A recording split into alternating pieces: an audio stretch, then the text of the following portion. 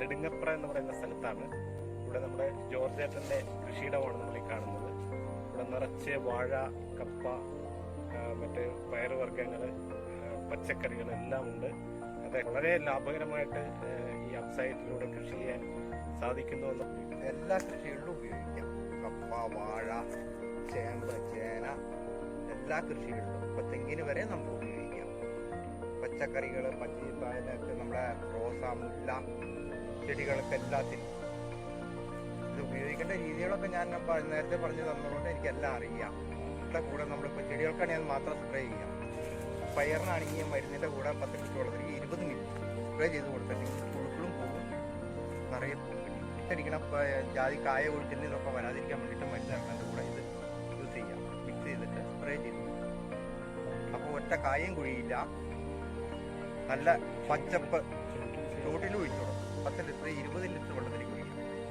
10 അതായത് 20 milli 20 litre വെള്ളത്തിൽ കലക്കിയിട്ട് ജാതി നല്ലോണം നനയ്ക്കും ചുവട്ടിൽ. അതുകൊണ്ടുള്ള ഗുണമുള്ളത് വേരുപിടുത്തം കൂടും, ഇല കൊഴിച്ചിൽ കുറയും. ഇത് സാധനം ചെന്ന് കഴിഞ്ഞിട്ടുണ്ടെങ്കിൽ ഇല കുഴിയില്ല, ഉള്ള കായ നല്ല സൂപ്പറായിട്ട് നിൽക്കുകയും ചെയ്യും. കായ മുകളിലേക്ക് അടിച്ചു കൊടുത്തിട്ടുണ്ടെങ്കിൽ ഒരു കായ ഉണ്ടാകുന്നിടത്ത് 3-4 കായ വരെ പിടിക്കും. അതുപോലെ ഇത് വളത്തിന്റെ കൂടെ എങ്ങനെയാ? വളത്തിന്റെ കൂടെ ആണെങ്കിൽ 50 കിലോ വളത്തിന് നമ്മൾ ഫസ്റ്റ് ആണെങ്കിൽ 200 മില്ലി ഇറക്കാം. 2ാം പ്രാവശ്യം അമ്മ അത് 100 മില്ലി ആക്കാം. 3ാം പ്രാവശ്യം അമ്മ അത് വേണമെങ്കിൽ കുറയ്ക്കാം, അല്ലെങ്കിൽ അതിന്റെ രീതിക്ക് വിട്ടുവിടാം. അപ്പോൾ നമ്മുടെ കൃഷിയുടെ ഇതനുസരിച്ച്. അപ്പൊ ഇത് അപ്സൈറ്റ് ഉപയോഗിക്കുമ്പോൾ വളം കുറയ്ക്കണോ? വളം കുറയ്ക്കാം. ഇപ്പൊ നമ്മളിപ്പോ 100 ഗ്രാം വളം ഇടുന്നിടത്ത് 80 ഗ്രാം ഇട്ടാൽ മതി. ഒരു വാഴയ്ക്ക് 200 ഗ്രാം വളം ഇടുന്നിടത്ത് 100-150 താഴെ ഇട്ടാൽ മതി. അതിന്റെ കൂടെ ഒരാഴ്ച കൊണ്ട് അതിന്റെ ഫലം പറഞ്ഞു. അല്ല, സാധാരണ ഇപ്പൊ നമ്മൾ വളം കുറച്ചാൽ വിളവിനെ ബാധിക്കില്ലേ? വിളവിനെ ബാധിക്കല്ലേ. മണ്ണിനെ ഇളക്കി വേര് പായാൻ കിട്ടും. വേര് പായുമ്പോൾ മണ്ണിൽ കിടക്കണം വളം വലിച്ചെടുക്കാനുള്ള ഒരു കഴിവ് അവർക്കുണ്ട്. അത്യാവശ്യമുള്ള വെള്ളം, അതിന്റെ ആവശ്യമുള്ള സാധനങ്ങളെല്ലാം അവർ തന്നെ വലിച്ചെടുക്കും.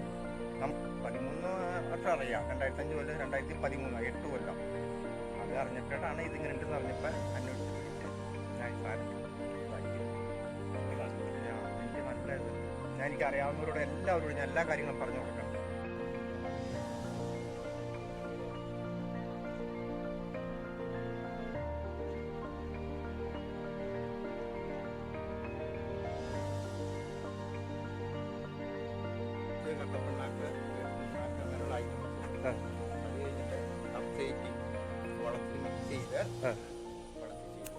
പിന്നെ മരുന്നിലും വാഴയ്ക്ക് വളത്തിന്റെ കൂടെ മരുന്നിലും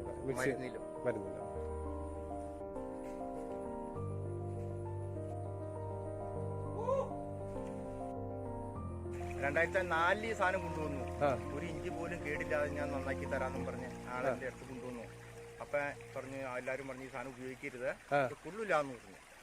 അത് കഴിഞ്ഞിട്ട് ആ വർഷം ഉപയോഗിച്ചില്ല. പിറ്റേ വർഷം ഞാൻ ആ സാധനം ഉപയോഗിച്ച് കഴിഞ്ഞപ്പോൾ നല്ല റിസൾട്ട് വന്നു. അന്ന് മുതൽ ഞാൻ ഇഞ്ചി കൃഷിക്ക് ഈ സാധനം മാത്രമേ ഉപയോഗിച്ചുള്ളൂ.